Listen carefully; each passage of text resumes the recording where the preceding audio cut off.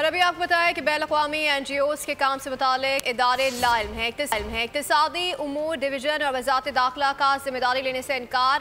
NGOs کیا کر رہے ہیں، اس کا تعلق وزارت داخلہ سے نہیں ہے۔ NGOs کی فنڈنگ رجسٹریشن وزارت داخلہ کی ذمہ داری ہے۔ مزید جانتے ہیں نمائندہ بول نیوز فہد چودھری سے۔ جی فہد چودھری، آگاہ کیجیے گا۔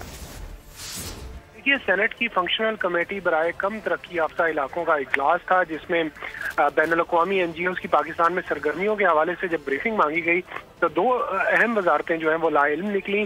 وزارت داخلہ اور اقتصادی امور ڈویژن نے ایک دوسرے پر ذمہ داری ڈالنے کی کوشش کی، اور کمیٹی کو بریفنگ میں بتایا گیا کہ وزارت داخلہ جو ہے وہ سیکیورٹی تقاضوں کے پیش نظر NGOs کی فنڈنگ اور رجسٹریشن کو دیکھتی ہے۔ اس وقت 112 NGOs رجسٹرڈ ہیں، جن میں سے 85 کے ساتھ MOUs پر دستخط کیے گئے ہیں۔ 2015 میں NGOs کی ریگولیشن کا فیصلہ کیا گیا تھا۔ تاہم یہ NGOs کر کیا رہی ہیں، اس کا تعلق انہوں نے کہا کہ وزارت داخلہ سے نہیں ہے۔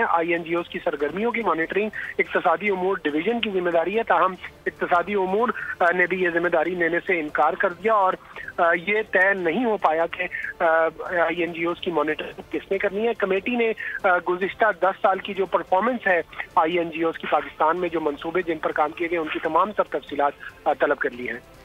نمائندہ بول نیوز فہد چودھری اپڈیٹ کرے تھے، آپ کا شکریہ۔ سبسکرائب کریں اور بیل دبائیں تاکہ کوئی خبر رہ نہ جائے۔